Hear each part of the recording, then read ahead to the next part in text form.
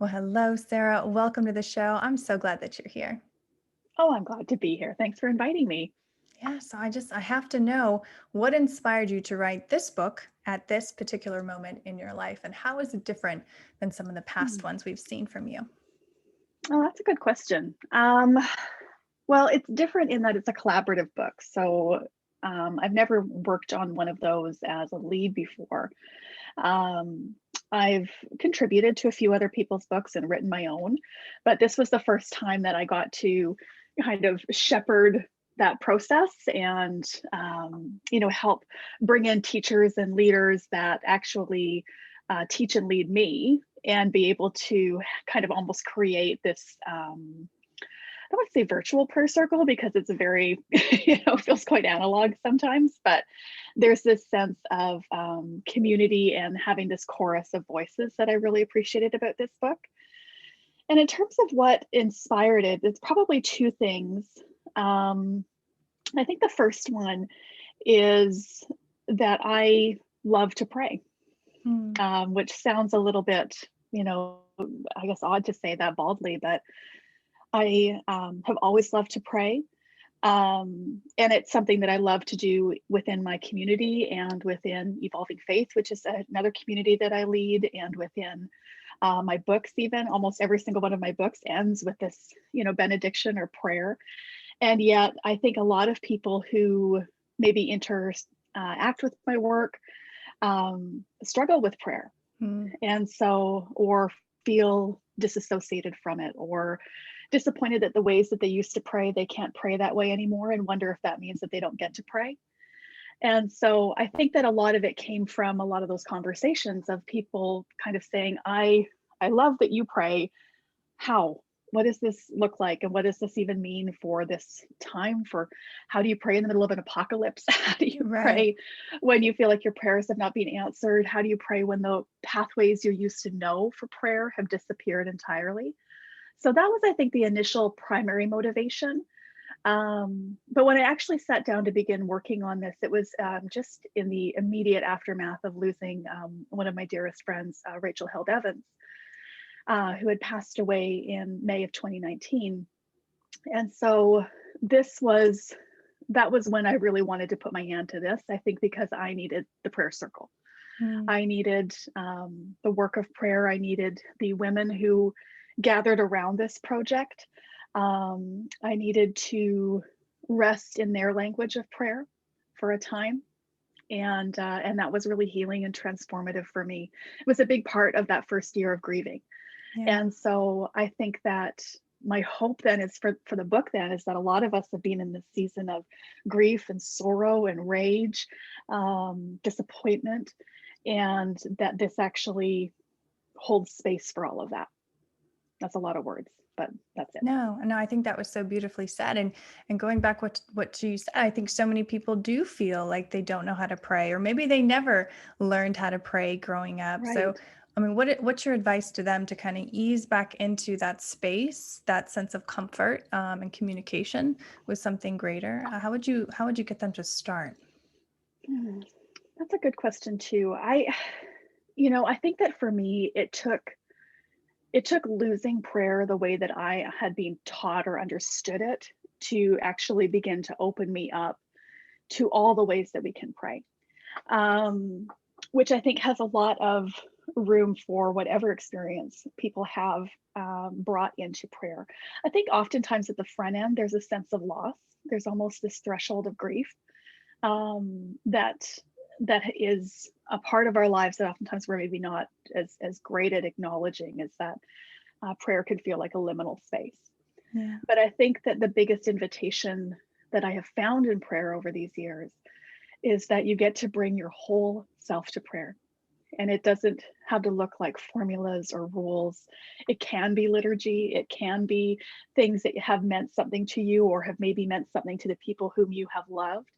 But you don't have to pretend that you are not as tired as you are, or that you aren't as longing and yearning as you are, that you aren't as happy or joyful, or it's not performative.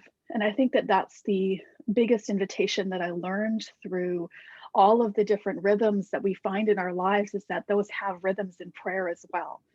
whether it's times when you're needing to have, do some serious rage praying, which I have definitely done, or you're needing to just rest in silence. And Mm. to me, it is an altar that has room for the full experience of being human, because that's not less holy. If anything, I think oftentimes our most human moments are our most sacred moments. And the invitation to prayer then is to acknowledge that and notice that, and abide within it, I think. Yeah, and I think that's one of my most favorite things about your work is when you mention Jesus and how he is so human and how he acknowledges our humanness and how that's actually good. Like you're okay that you're human and you're messing up and you don't maybe feel as close to your partner as you did, or the throes of motherhood can shift and change you. So how has your rudimentary faith, your relationship with Jesus enabled you to grow and learn and to give yourself that grace really when you do hit a wall in life? I think that um, the place where probably the altar where I learned that the most, or the crucible where I learned that the most, is in motherhood, um, which I know is not everybody's story. I'm not necessarily saying that my way obviously is the only way, or this is the only way to have that sort of revelation. That's certainly not true. But the reality is that that's where I first encountered and began to understand the sacredness of being human and the unconditional nature of God's love. Um, we have 4 kids, and they range from kindergarten to high school. So it's a busy household. But we had our first 3 in 4 years. Wow. And then a number of years later, we had one last little one who came along.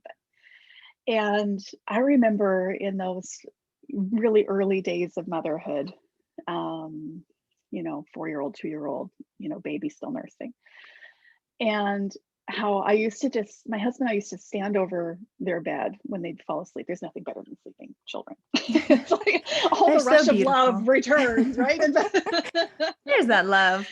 Exactly. Aren't they wonderful? That's when you get lulled into having another. So we ended up, I remember these very, very clearly moments of just standing in their room, just almost like clutching our chest and just like telegraphing with our eyes over their little bodies, like, they're amazing. Yeah. Look at this, and just how much love we had for them. And that began to reset some broken bones that I had developed about God's love for us, to heal, I think, and begin to understand the unconditional, unchanging love of Jesus. And then once you know that, I think that that's the point when that stains backwards over your life and even changes how you approach all the things that you come forward to then afterwards. Um, but I think maybe because too, I sensed God's presence the most in maybe some of the hardest moments of motherhood as well. I mean, which it can break your heart, and it Right. can be the thing that, exposes you. And so I think that even in those processes, those things reset my understanding of God, my understanding of love, my understanding of the endurance of that, for sure. Oh, I love that answer. And I completely understand. And I know the woman listening to this understands those Elizabeth Gilbert bathroom floor moments when you're just like, you're tapped out, you're tired, your boobs hurt. I mean, all the things. And you're like, okay, all right, I'm ready to listen.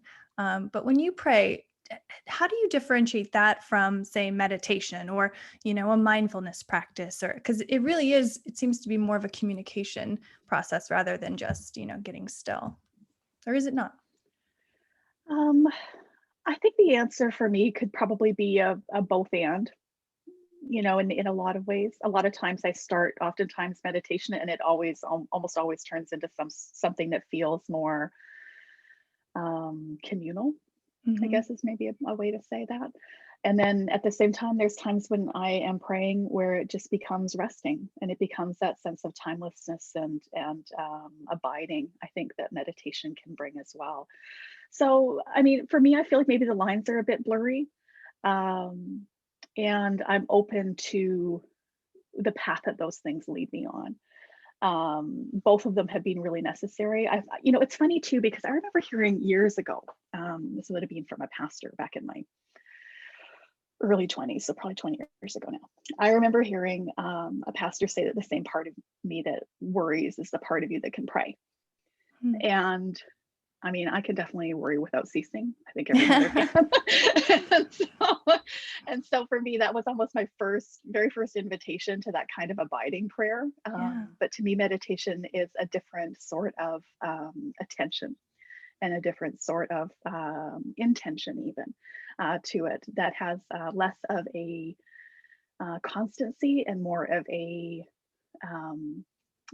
place you almost sink into and then rise from again. I don't know if any of that makes sense. Sometimes it's hard for me to talk adequately about the woo-woo aspect of things, which I can be very woo-woo. Ooh, I love it. No, and I totally get it. Like I followed the flow, and I can honestly relate, because it's like when you are in that state of prayer, even if you're praying with someone else, it's a much different energy than if you're sitting down on a cushion and trying to leave your body, kind of thing. Like Right. with prayer, I feel like you're in it, you're there, you're just fully present. So yeah, I get it.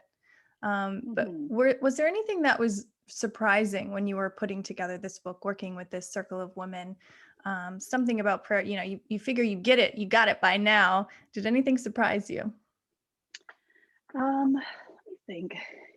There were a number of things that surprised me, and I think will surprise people who read it. Mainly because I think a lot of times we've been sold a particular narrative around, in particular, women praying. Mm-hmm. You kind of, flash to, pictures with flowers, books with flowers unfurling on the cover. It's quite precious, right? And so I think that was the thing that I may surprise people the most about this book, is how raw it is, and how in a lot of ways it was never about. So for instance, for me, it's never been about saying, you've lost all the pathways of prayer, or maybe you don't know how to pray, or you would like to investigate prayer. Here's a nice, tidy set of answers for you to pray. Go ahead and take these, away you go. To me, it was almost more about getting a chance to peek or sit in the room with other people who pray.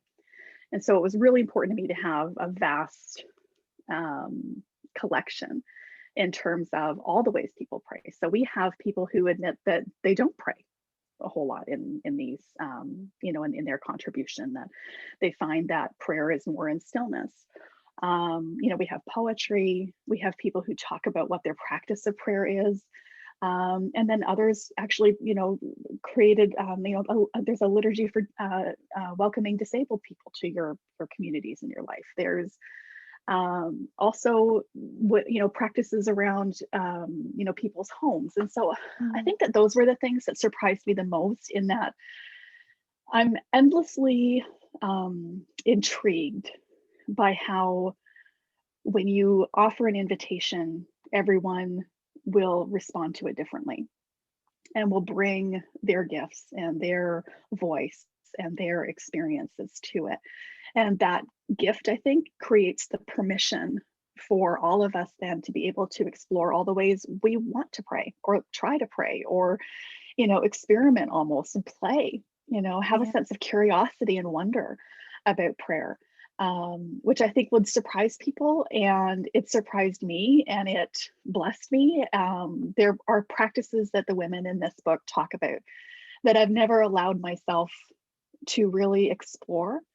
And that permission, the naming of particular things, was actually really important to me as they began to come in. And so, yeah, I think that that's something that surprised me and probably will surprise some other people.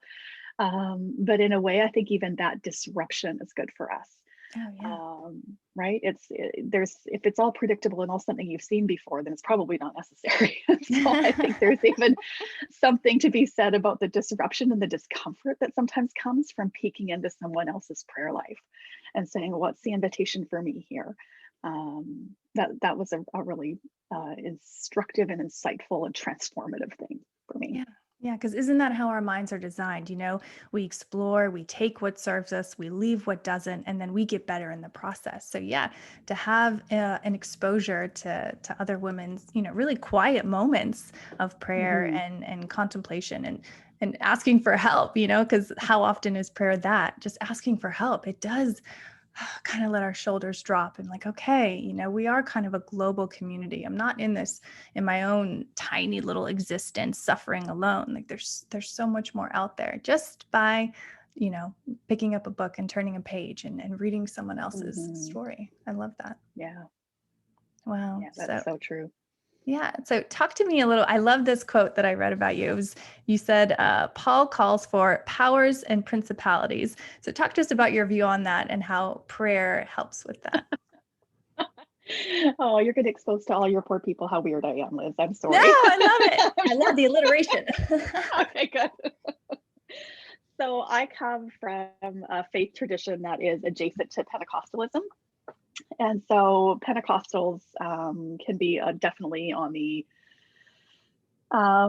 listen, we're just all the way here for naming and claiming and for, embodied worship and for, even embodied experiences with God. And there have definitely been a lot of shadow sides to that, to my life and my faith that I've had to, kind of deconstruct and figure out, like you said, right? What is it that's worth bringing forward in my life, and what are some really unhelpful things that I need to lay down, right, and leave behind. But there's this passage in scripture where Paul talks about the powers and principalities of this world, right? The things that we are warring against are not of flesh and blood. They're not actually people. They're powers and principalities of this world. And for me, I felt like the powers and principalities language is really helpful to keep me from dehumanizing people with whom I disagree. And it's really helpful to remind me to pray for my enemies, which I think is one of the hardest things that Jesus asked for us to do. There is a gorgeous prayer in this book by Dr. Shaniqua Walker Barnes. And she models this really well, this cry to not have to pray for our enemies or pray for those who oppose us. And I think that powers and principalities lets me name the thing that's behind the thing. It lets me name and call out and almost even rebuke, right? Things like white supremacy and homophobia and transphobia and war and dehumanization and all the ways that these things are embodied in our culture and in our life. I think it's really helpful for me to remember it's not something that's necessarily about my neighbor or about the person in front of me who is made in the image of God and worthy of love and respect and value, but to see the thing behind the thing. And that's the thing that I find really helpful in prayer. It may or may not be helpful to everybody, but it's helpful for me in terms of naming the bigness and the vastness of maybe the forces that are behind some of these apocalyptic things that have unveiled and revealed themselves to us, and doesn't get me off the hook of praying for my enemy either. And I think that's such a much harder thing to do, to look at the big picture, to look at the big ideas that are, causing people to believe certain things and then act in certain ways, and just to be able to Right. step back, and have that bird's eye view. I mean, not only, it's a nice thing to do, but really for yourself, for your own body's chemistry and what we're pumping into our own bodies from the thoughts that we're having. I mean, it's just such a healing thing to do for yourself. I mean, I completely see that. I respect that, even though it's so incredibly hard. Yeah, absolutely. I think there's a sense of almost release to that.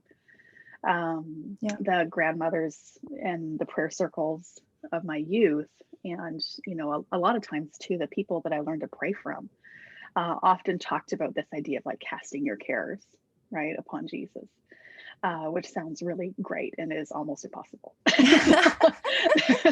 Go on. That sounds great.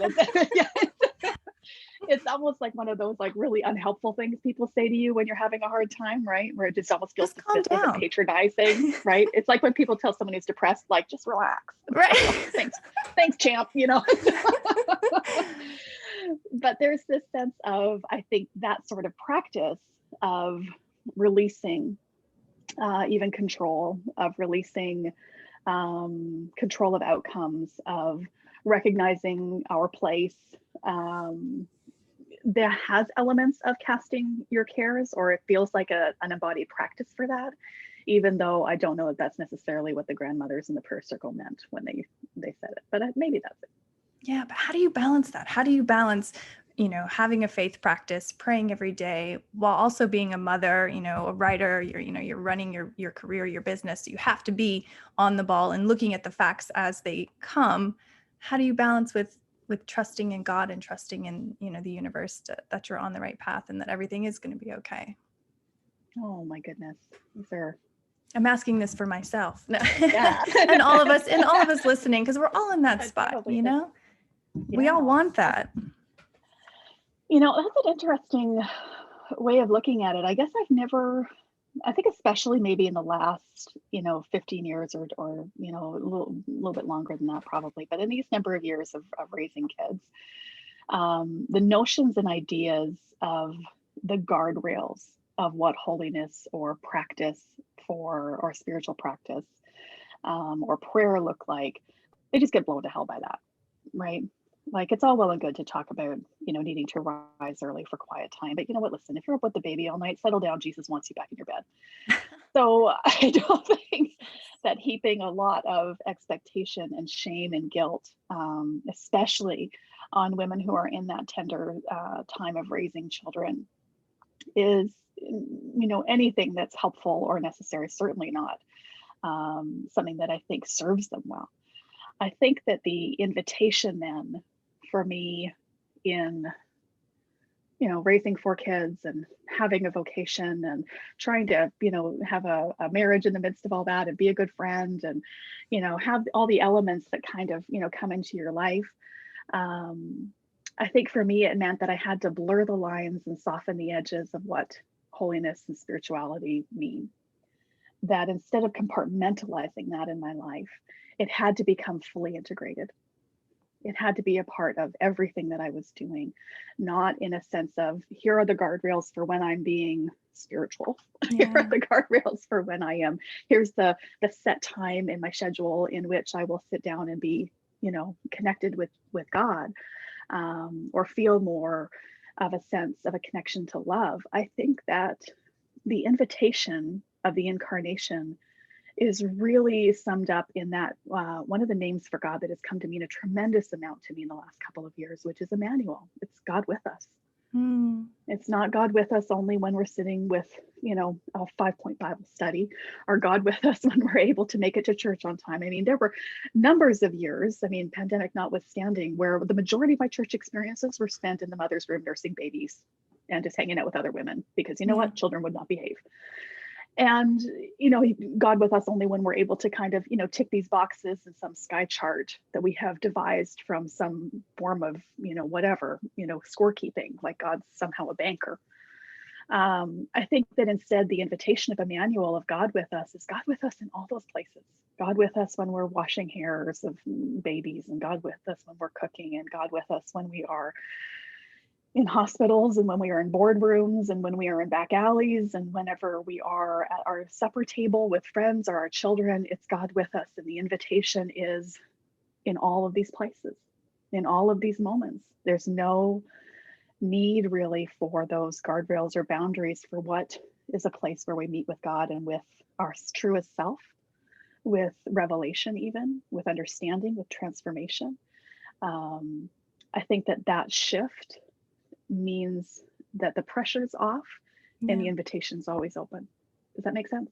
Yes, absolutely. Okay. And now, I completely understand why you're so beloved by, the modern mother in the world, because we can't live up to our grandparents' expectations. The world is drastically different than it's ever been. And it's, I feel like it's rapidly increasing every single year. So to hear someone like you say that, to give us all the permission, and I love that you're like, I'm not perfect and this is how I am. Like, we need to hear that, the everyday woman needs to hear that, because otherwise you've got anxiety and depression and that ever present feeling of guilt that you're just not doing enough or being enough. So I love that you said that. And that is such a gift, Would you say that is the core of your mission. What is your mission? What is your intent for this book and all the others that you put out into the world? I wish that's a good question. I think with almost every book, there was a different invitation that I felt. I think with my first book, with Jesus Feminist, I was really wanting to almost bridge the gap for people who began to kind of re-understand or reimagine what it meant to be a woman in the kingdom of God, what the invitation was there, right, for both men and women.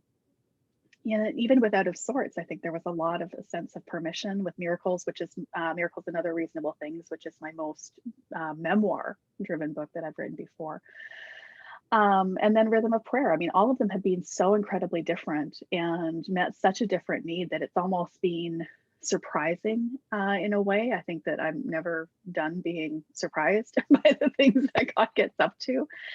But at the core, I think of almost everything that I have said and done, even the things that are, smaller or peripheral, maybe how people interact with sometimes with my work, like a newsletter or hell, an Instagram caption, right? I think that for me, the thing that I'm always wanting to communicate and have people understand is that you're already loved, that you don't earn it, that it's not being withheld, that it is not based on what you do or don't do, that it's not there's not things you need to do as a prerequisite to be loved, and that within that love, there's liberation. And that liberation extends not just for you and the people in your household, but that liberation, I think, especially for women, has implications and beautiful, devastating consequences for our lives and for our neighborhoods and our communities. There's this really beautiful Chinese proverb that says, when sleeping women wake, mountains move. And I think that sort of love awakens women. And when women are awake, I think that these are the invitations we find. And so prayer is a way we awaken. Yeah. I think telling our stories and owning them is another way we awaken. Linking arms with other women, giving up on the narratives of shame and expectations and enoughness, like you spoke about. I think those are all ways we awaken one another. And so, I think I don't know if I've articulated that well, but I think that's probably where I'm getting at. No, that was perfectly said. That was so beautiful. And I think we can all feel lighter and feel more joy and more love from that alone. And a Rhythm of Prayer is just a great tool to get us all there. So thank you for pulling it together and putting it out into the world. Where can our audience find your work online? Find the book. Tell us all the things. That's very generous of you. Thank you, Liz. GoodHub is just sarahbessey.com. That has links to my books, my newsletter, which is called Field Notes, Evolving Faith, which is a community that I co-lead and co-created that kind of creates like conversations and conferences and podcasts for people who are deconstructing religion and wanting to rebuild something that still is life-giving in the world. So that's a good spot for people as well. And all the links to all my social media are there too. But honestly, I'm Sarah Bessey everywhere, on all the places. Not on TikTok, because I'm too old for that nonsense. But that is a limiting belief. I know. I think there's some sort of keep out Gen X on that map. I don't know. Well, this was such a joy, and I'm definitely a woman who meditates and believes in self-love and self-care, and prayer, I think, is something that I've been lacking in my life. And so just to speak with you and to have this book out in the world, I think is the encouragement that I needed. And I think so many women who tune into this show got that as well. So thank you. Thank you. That means a lot to me to hear, Liz. Thank you very much for the invitation and for such a generative conversation.